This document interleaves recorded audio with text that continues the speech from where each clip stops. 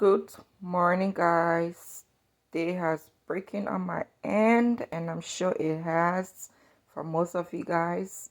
I don't know where you're watching from, but as I promised, I was gonna be cooking some fried okras today. So yes, I have it already cut out by my beloved husband. Yes, hobby did this for me. He will usually help here and there because he doesn't know how to cook, but he's willing to help out where he can. So this was cut out for me about 2 days ago, and I just kept it in the fridge, and I'm about to cook it. So the work is easy. I really, really appreciate him, where he comes in here and there and help out. And to all my African brothers, yeah, your wives need some help, okay?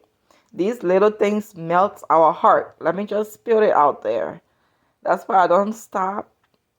I can't help it. I'm always out there on FB praising him and talking about him. He earns it. I don't just come out and say it. So those little things counts. It matters. I know the African tradition, man ain't supposed to be in the kitchen.